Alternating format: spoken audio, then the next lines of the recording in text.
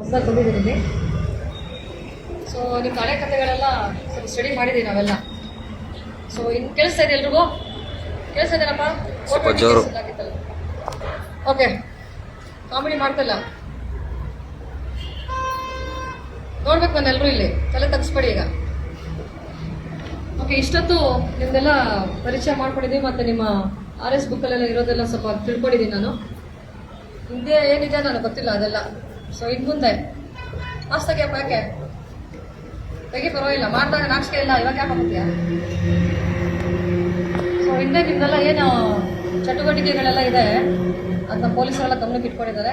ಈಗ ನಾನು ಬಂದಮೇಲೆ ನಿಮ್ದು ಯಾವುದೇ ಥರ ಇಲ್ಲಿಗಲ್ ಆ್ಯಕ್ಟಿವಿಟೀಸ್ ಆಗಲಿ, ಕೆಲವರೆಲ್ಲ 302 ಮರ್ಡರ್ ಕೇಸಲ್ಲಿ ಅಥವಾ 307 ಡೌಟ್ ಡಕಾಯಿತಲ್ಲಿದ್ದೀರಾ. ಸೊ ಈ ಕೆಲವು ಕೇಸಸ್ಸಲ್ಲೆಲ್ಲ ಗಮನದಲ್ಲಿದೆ. ಮುಂದೆ ಒಳ್ಳೆ ಜೀವನ ನಡೆಸಿ. ಆಲ್ರೆಡಿ ಕೇಸಸ್ಸಲ್ಲಿರೋರೆಲ್ಲ ಏನೇನು ಪೆಂಡಿಂಗ್ ಟ್ರಯಲ್ಸ್ ಇದೆ ಅದು ನಮ್ಮ ವ್ಯಾಪ್ತಿ ಇರೋಲ್ಲ. ಅದೆಲ್ಲ ಆ ಕೇಸಸ್ಸಲ್ಲಿದ್ದಾಗ ಮತ್ತೆ ಯಾವುದೇ ಎಕ್ಸ್ಟ್ರಾ ಕೇಸಸ್ಗಳು ಹಾಕೊಳ್ಳೋಕೆ ಹೋಗ್ಬೇಡಿ. ಎಸ್ಪೆಷಲಿ 307 ಕೇಸಸ್ಸು ಅದು ಇನ್ವಾಲ್ವ್ ಆಗಬಾರ್ದು.